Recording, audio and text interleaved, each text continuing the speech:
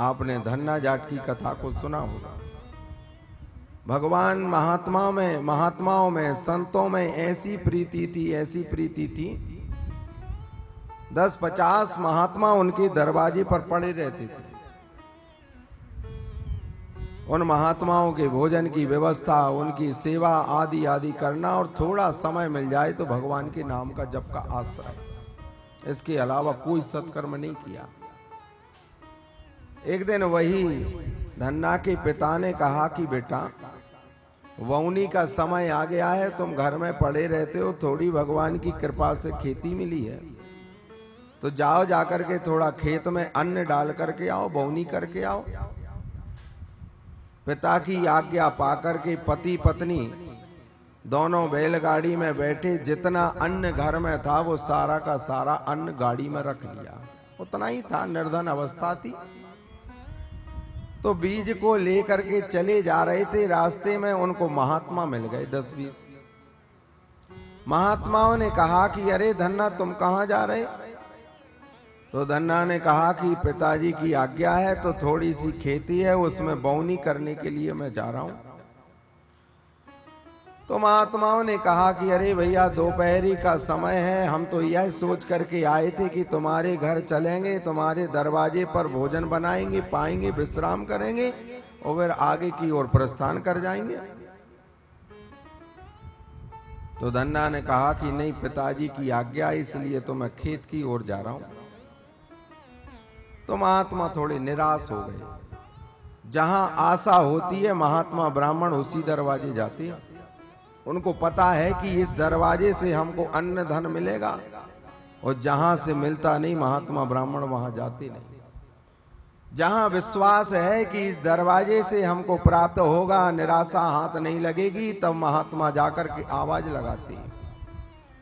तो महात्मा थोड़े जब निराश हो गए, उन्होंने कहा भूख लग रही है, दोपहरी का समय है, हम तो अन्यत्र गांव से तुम्हारा मन में विचार लिए चले आ रहे थे कि तुम्हारे घर जाएंगे, गौशाला में भोजन बनाएंगे, विश्राम करेंगे, लेकिन तुम तो कहीं और जा रहे हो।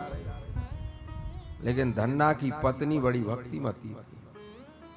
पति अकेले से धर्म नहीं हो सकता जब तक सहयोगी ना हो। तो पत्नी ने कहा पति से कि ये महात्मा हमारे आशा से आए हैं और इनको निराश कर दिया। अब ये महात्मा कहाँ जाएंगे, कहाँ भोजन बनाएंगे, कहाँ क्या करेंगे? यहाँ बहुत डिस्टर्ब हो रहा है, क्या हो रहा है?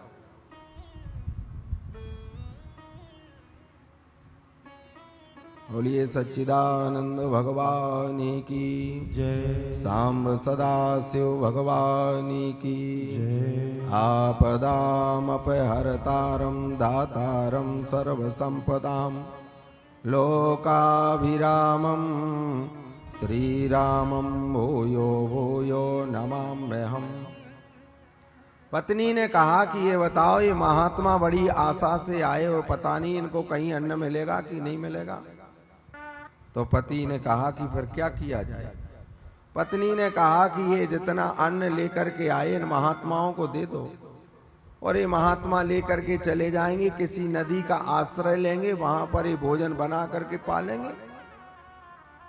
तो धन्ना ने कहा कि देवी, इतना ही अन्न है और इतना ही घर में था जितना हम ले आए, और एक खेत में लेकर के जाना है, फिर बौनी कैसे की जाएगी? तो स्त्री ने कहा कि नहीं, तुम दे तो दो महात्माओं को। महात्मा को जितना अन्न बीज लेकर के आए थे सारा का सारा महात्मा को दे दिया। महात्मा तो लेकर के नदी का आश्रय पाने के लिए आगे की ओर चले गए। दोनों बैलगाड़ी में बैठ करके जब अपने खेत की ओर पहुंचे, वहां मेड़ पर जाकर के दोनों बैठे। धन्ना ने कहा देवी, तुमने सारा अन्न दिला दिया और पिताजी की आज्ञा है कि खेत में बौनी करके आना है, कैसे डाला जाएगा? और जाकर के ये झूठ बोलेंगे तो क्रोध करेंगे पिता। तो पत्नी ने कहा कि पिताजी से भाई इतना ही कहना है कि हाँ बौनी करके आ गए। कहा कैसे की जाए? तो कहा आप आगे आगे हल चलाओ। तो पति ने कहा जब अन्न नहीं है, बीज नहीं है, तो फिर आगे हल चलाने की क्या आवश्यकता है? पत्नी ने कहा नहीं नहीं आप चलाइए। तो आगे आगे पति ने हल चलाना आरंभ किया, पीछे से पत्नी ने कंकड़ और रेतू बालू डालना आरंभ कर डाल दिया। सारे खेत में बौनी करके कंकड़ों की बालों की रेत की डाल करके जब लौट करके घर आए, पिता ने पूछा क्यों बेटा बौनी करके आ गए? कहा कि हाँ पिताजी हो गई। मिथ्या भाषण भी नहीं हुआ, सत्य भी बोल दिया कि हाँ बौनी हो गई। आज देखो सत्य रक्षा कर रहा है। महात्मा को जो बचा हुआ धन अन्न धन था वो आज देखो कैसे बन करके प्रकट हो रहा है। पिताजी ने कहा बेटा तुम बौनी करके आ गए? कहा कि हाँ जी करके आ गए। जब 3-4 महीना हो गया, धन्ना तो महात्मा ब्राह्मणों की सेवा में लग गए, उन्हीं के भोजन पर आवे, जो समय मिल जाए उसमें थोड़ा भगवान का भजन करें। 3-4 महीने बाद किसी पड़ोसी ने आकर के पिता से कहा धन्ना के कि आपकी फसल बहुत सुंदर हुई है, इतनी तो फसल 100 वर्ष में भी हमको देखने को नहीं मिली। आज पिता ने धन्ना से कहा बेटा इतनी अच्छी फसल हुई है इस वर्ष। पड़ोसी आए थे, पड़ोसियों ने आकर के बताया कि इतनी सुंदर फसल तो 100 वर्ष में भी नहीं हुई जितनी इस वर्ष हुई। धन्ना ने नेत्र नीचे करके कहा कि लोग भी अब हास्य करने लगे, व्यंग करके गए होंगे, क्योंकि जब हम कंकड़ डाल करके आए, रेत डाल करके आए तो फसल कहां से हो जाएगी। लोग भी अब मजाक करने लगे, मजाक उड़ाने लगे, हास्य करने लगे, व्यंग करने लगे। तो पिता ने कहा तो धन्ना ने नेत्र नीचे करके सुन करके अंदर चला गया। धन्ना ने अपनी पत्नी से कहा कि देवी आज कुछ पड़ोसी आए थे, पिताजी से कह करके गए हैं, अब तो देखो पड़ोसी भी व्यंग करने लगे, हमारा उपहास करने लगे। कह करके गए कि 100 वर्ष में भी ऐसी फसल नहीं हुई है जैसी इस वर्ष आपकी फसल बनकर के तैयार हुई है। पत्नी को बड़ी श्रद्धा थी महात्माओं में। पत्नी ने कहा पति से कि ये बताओ जब पड़ोसी कह करके गए और यदि आपको लग रहा है कि वो हास्य कर रहे हैं तो चलो चल करके एक बार अपने नेत्र से देख लिया जाए कि फसल हुई है कि नहीं हुई। लौट करके नहीं गए 4 महीने तक, क्योंकि उनको पता था कि हम जब डाल करके कुछ नहीं आए हैं तो मिलेगा क्या। अरे कंकड़ बो करके आए।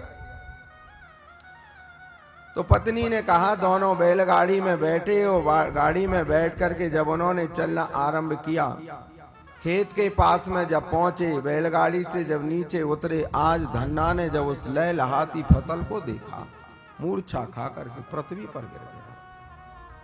जब जागृत अवस्था में आया तो धन्ना ने कहा देवी आज मुझे ये पूर्ण विश्वास हो गया है कि महात्मा ब्राह्मण को जो दिया गया हुआ अन्न है और धन है वो कभी किसी काल में समाप्त नहीं होता। इस भूमि में और इस फसल के रूप में हम जो कंकड़ डाल करके गए थे वो आज कंकड़ ही अन्न बन करके प्रकट हो गए।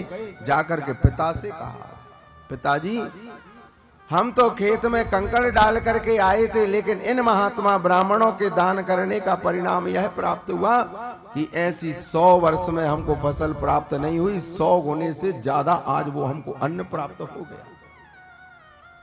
उन महात्माओं के चरणों में गिर करके धन्ना ने अपना माथा झुकाया और झुका करके उन महात्मा ब्राह्मणों से कहा कि मैं कोई नाम नहीं जानता कि किसका जप करना चाहिए, न मैंने कोई तीर्थ किया है, न मैंने कभी भगवान की कथा को सुना है, बस संस्कार में इतना प्राप्त हो गया था कि महात्मा ब्राह्मण को दान देते रहना चाहिए। अब वो निष्ठा मेरे हृदय में बनी थी, उसी निष्ठा का आज परिणाम मुझे प्राप्त हो गया कि मैं कंकड़ जो डाल करके आया था आज इस पृथ्वी ने वो कंकड़ों में से भी अन्न बना करके प्रकट कर दिया। शास्त्रकार कह रहे हैं कि महात्मा ब्राह्मण भगवान के लिए दिया गया हुआ एक कण और भगवान के लिए दिया गया हुआ एक क्षण कभी किसी काल में समाप्त नहीं होता। वो तो हमारे नेत्र होना चाहिए और हमारा यह विश्वास होना चाहिए कि हमने जो दिया है वो तो हमको करोड़ गुना होकर के प्राप्त होना है। जैसे आपने भगवान के लिए कुछ दान में दिया वो तो आपका मूल जमा हो गया, जैसे आप बैंक में पैसा डालते हैं तो सरकार आपको ब्याज देती कि नहीं देती, इसी प्रकार आपने भगवान को, महात्मा ब्राह्मण को जो आपने दिया है, ये तो मूल है, वो तो सुरक्षित हो गया। उसका जो ब्याज है, उस ब्याज की फलश्रुति में हम सुख भोगते हैं, आनंद लेते हैं और परिवार निरोगी होता है। और वो तो पता नहीं एक जन्म में नहीं, जन्म जन्मांतर तक का हमारा साथी हो जाता है, सहयोगी हो जाता है। तो शास्त्रकार विवरण कर रहे हैं, लिख रहे हैं कि पावन तिथियों में महात्माओं को नदी में स्नान करने का, भगवान को दान देने का, महात्मा ब्राह्मणों को दान देने का, ये कभी किसी काल में समाप्त नहीं होता। तीर्थ क्षेत्रे कृतम पापम वज्रलेपम भविष्यति। शास्त्रकार कह रहे हैं कि हमारे यहाँ पर जो भी पाप कर्म हो गया है उसकी निवृत्ति करने के लिए हम नर्मदा आदि की नदी के तटों पर जाते हैं, लेकिन तीर्थ क्षेत्रे कृतम पापम वज्र लेपम भविष्यति, वो तो वज्र हो जाता है, वो कभी किसी काल में समाप्त नहीं होता।